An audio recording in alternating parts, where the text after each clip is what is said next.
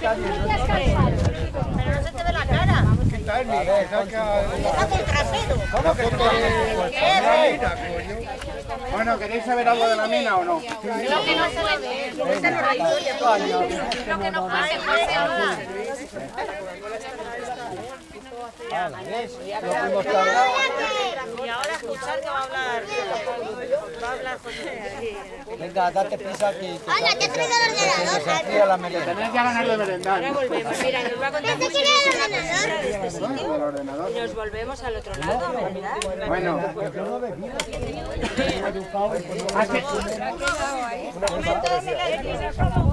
ha sido una decepción, ¿no? La mina. ¿Qué os esperabais? Que iba a ser con galerías, subterráneos, que nos íbamos a meter por un túnel. Pues yo pensaba que iba a ser una cueva. Claro, porque las minas pueden ser El subterráneas trago que o se pueden toma ser para a la cielo abierto. Pues esta es una mina a cielo abierto. Una cantera. Ya lo veo. Casi como una cantera. Las canteras también son a cielo ¿Lo abierto. ves? Entonces, de esta mina sabemos que es una mina de cobre. Mira, sí, ya verás.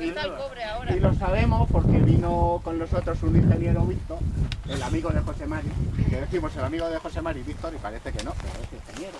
Y entonces él nos dijo que sí era de cobre. Pero además de saber por Víctor que era de cobre, lo sabemos porque hay un libro escrito por un historiador que ha escrito sobre los metales.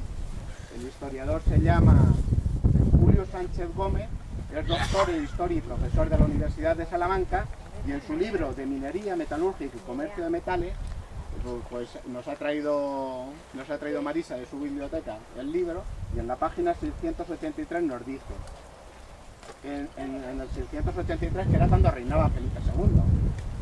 Entonces, reinando Felipe II, pues mandó a hacer una prospección de minas por toda España, por todo el reino.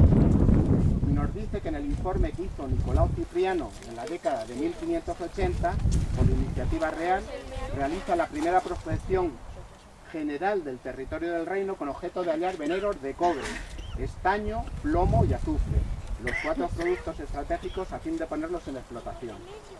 Y entre la lista de yacimientos que envía una relación al Consejo de Guerra, y figura en el número 5 Ávila, Mediana de Voltoya. Entonces sabemos que esta era una mina de cobre que estaba aquí en Mediana de Voltoya. En toda Ávila solo había esta. En esa época, o que supieran que había. Entonces se sabe que esta mina estaba aquí en 1580. ¿Cuándo fue explotada? Pues a saber. Puede haber sido explotada pues cuando la gente pasaba por allí con el túmulo, donde el túmulo, hubo una edad del cobre, estaba el paleolítico, neolítico y en la edad del cobre. Pues puede ser que fuera explotada allí porque saliera el cobre en pepitas, sin más. Sale en pepitas y se ve el cobre, y eso se podía utilizar pues para hacer, ¿qué se hacía? Pues espadas, hachas, cascos, cualquier cosa. O puede haber sido cuando vinieron los romanos. Los romanos cuando vinieron a España pues explotaron las minas de plata, de oro y de cobre. Entonces a lo mejor se explotó aquí. Pudo haberse explotado o no. O la mina era tan pobre, como veis, es un agujerillo de nada, a lo mejor se ha tapado con el tiempo, no sabemos el tiempo que llevará. Pero esto No. parece reciente, ¿no? Que han andado aquí Es que poniendo- eso, vinimos a verlo hace 5 años o así, vinimos a ver la mina de cobre. Y alguien se enteró y a los 2 meses o al año siguiente alguien había movido con una ratona, había movido esto que no sé lo que se pensaría encontrar. A ver si encontraba- ¿Con qué? Lo movieron pues con un volquete, con algo, con una retro, con algo.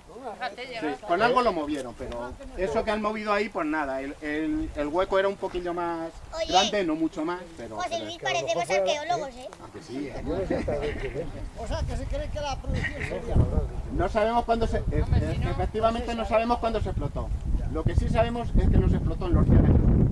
Porque nuestros abuelos, ninguno nos ha dicho la existencia de esto, ni que su abuelo o su bisabuelo fuera minero o trabajara en la mina. Entonces ahí sabemos que no. Siempre nos decís que esto era la mina. Sí. Y también sabemos, por ¿Quién ejemplo, es esto?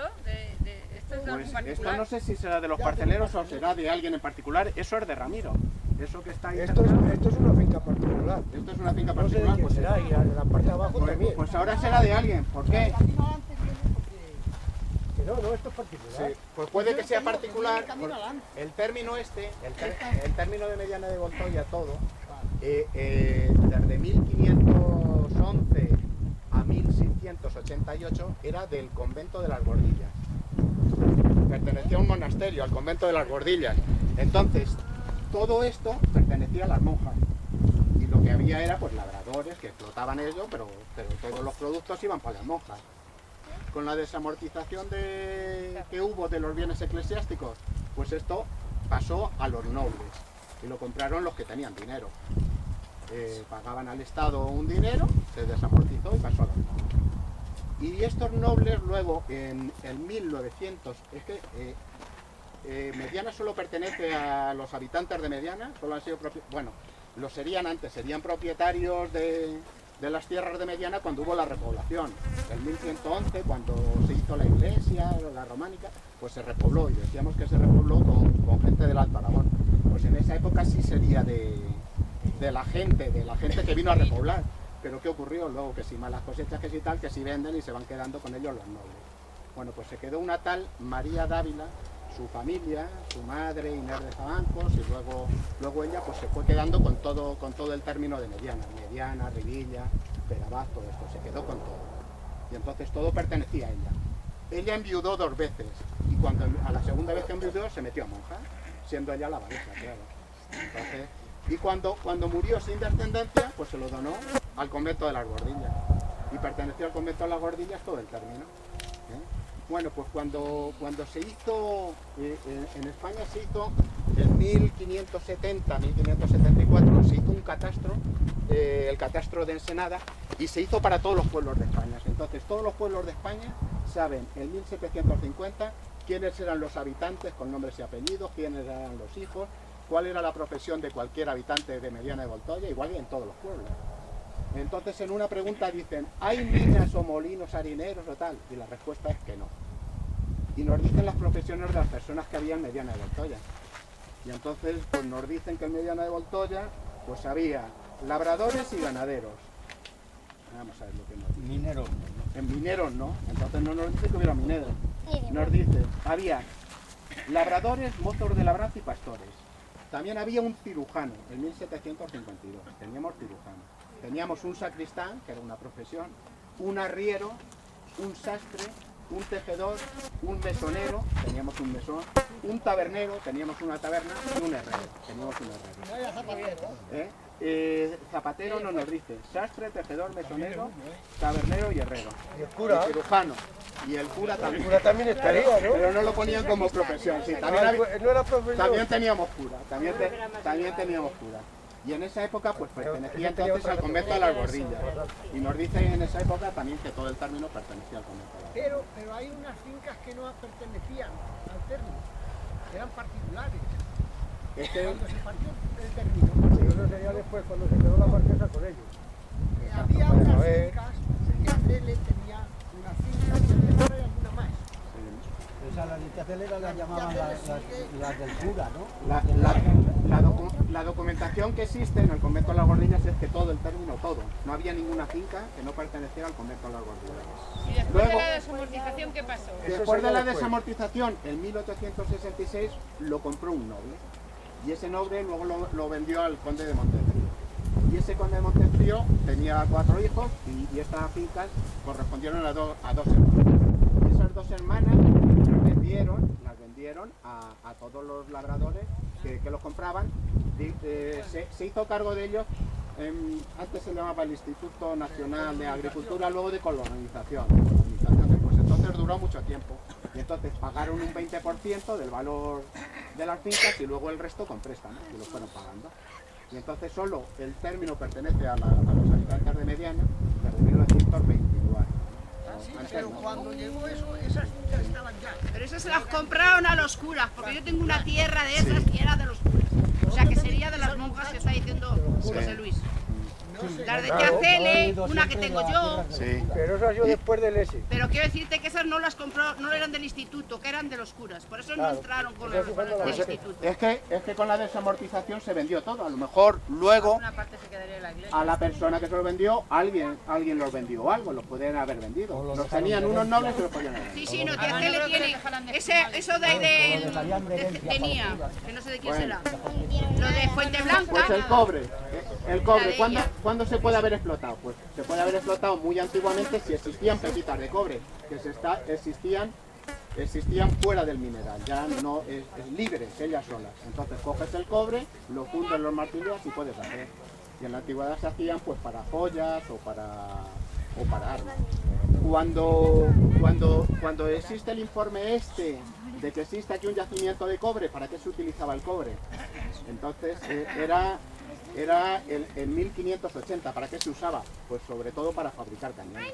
Entonces por eso se envía el informe al Consejo de Guerra, para decir, oye, si aquí hay un yacimiento de cobre, pues si se puede explotar. Pero ¿qué ocurre? Que se podría explotar si había más cobre que había otros materiales de desecho. Porque se conoce como la ley del cobre y puede ser desde un 1% a un 2,8%. Entonces, si por cada 100 kilos que movemos de aquí solo sacamos 1 kilo de cobre, pues hay que hacer mucho trabajo. Y hay que primero extraerlo, después machacarlo, molerlo, después lavarlo para separarlo. Y luego ya cuando está todo ahí hecho, fundirlo.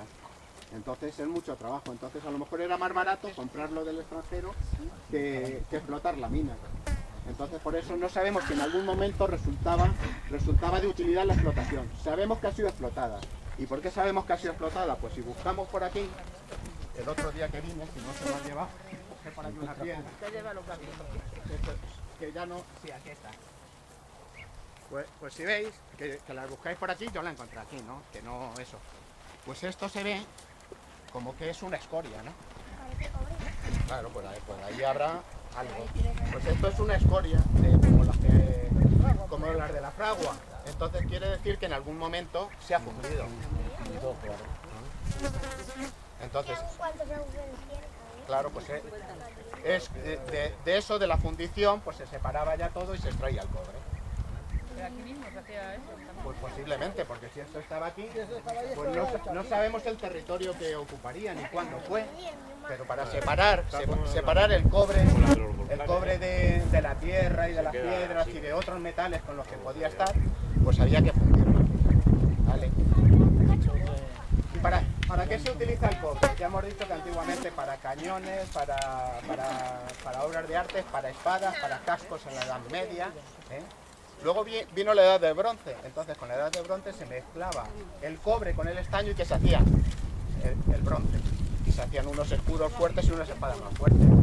Después ya vino la Edad del Hierro. Entonces el hierro ya sustituye al cobre, al bronce y a todo. Si tienes que pelear con una espada de hierro contra una espada de cobre, pues ya la parte. Entonces, la edad de... ¿Y ahora, actualmente, para qué se utiliza el cobre? Ahora, para todos los cables de electricidad, para todas las computadoras, para todo. Entonces está muy cotizado. Se utiliza para los canalones. ¿Por qué ya no se ponen los canalones? Porque te vienen los rumanos y te quitan el canalón. Y claro, porque el cobre es valioso. Entonces ya se pone un canalón de PVC. En el canalón se llevan hasta el cuarto bando. ¿Y para qué también se utiliza el cobre? Que todos habréis tocado el cobre y a lo mejor ahora todos tenéis cobre. ¿Para qué se utiliza el cobre, Guillermo? Ah, de lo que está hecho los céntimos. ¡Exacto! Los céntimos están hechos, por dentro están hechos de acero y recubiertos de cobre. ¿Y por qué se utiliza el cobre? Porque es muy resistente y sobre todo es antibacteriano. Y es anticorrosivo. Entonces, sí, es muy buen conductor y para eso se hacen todos los cables. Pero las monedas sobre todo porque es higiénico, no apenas se desgasta. Y entonces esto. Pero esto otro, los 20 céntimos o los 10 céntimos, también lleva. Esto, los 20 céntimos, 10 céntimos tal, se llama oro nórdico. Pero un 80% de eso es de cobre. Y sobre todo pues eso, porque es muy fácil de trabajar, pero no de falsificar. Y luego es muy resistente, no se va a oxidar, no se te va a oxidar, y luego es antibacteriano. Entonces, si yo se lo doy a Nerea, que no te lo voy a dar, pues si yo llevo bacterias en la mano, el cobre mata al 99% de las bacterias. Incluso actualmente se hacen calcetines con fibras de cobre. Por eso, porque evitan los malos olores, los hongos y matan las bacterias. Y en los hospitales también, los cabeceros de las camas de acero se podrían hacer. Los hospitales los tienen de cobre por eso, porque es muy... Y el euro los 2 euros, pues también llevan cobre. Ahí tienes que retirar. La parte de dentro es de zinc y latón, y el latón lleva un 75% de cobre, y la parte de fuera también es de cupro níquel o algo así. Y también lleva un porcentaje muy elevado. Y son difíciles de falsificarlas. Bueno, pues de aquí no ha salido esto, pero que en algún momento se utilizó el cobre de aquí. Y luego también el cobre se puede reciclar muy fácilmente. Entonces cualquier cobre que haya existido en un momento puede ser reutilizado una y otra vez, que no pierde calidad en su reciclaje. Entonces es muy interesante. Y nosotros hemos tenido la suerte de tener una mina, aunque cuando venimos y lo vemos es una decepción. Apúntatelo, Guille. Bueno. Bueno, un aplauso para ¿Cómo se lo ocurre? Muy bien, machate. Ahora aquí que traemos a uno que no entiende Ahora saca la nada, merienda. esto es una mierda. Ya, a uno que no entiende no, pero traemos a Víctor, le decimos que es una mina y sin saber de qué mina era, nos dice esto es una mina de cobre. ¿Y por qué lo...?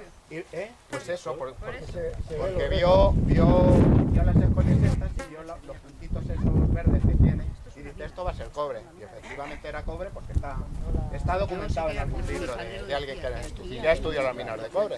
Pues esto lo llaman la mina. Esto se notaría más hacia allí.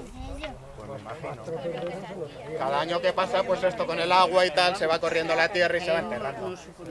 A saber el espacio que ocupaba y cómo. De oídas, sí, ya, pero que decir que justo todos nosotros ha sido de oídas.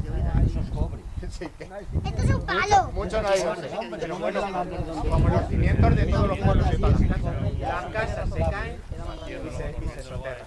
Se soterran con el tiempo. Ay, bueno, es la hora de merendar, Si se hace una explotación geológica, a lo mejor se aparecen cimientos de obras por ahí. el palo. Mira. Bueno, pues venga, a merendar. Con el pico y la pala. ¿Eh? Pero vamos a... Encontrar los Vamos a donde el... que nos vamos a los inquinales.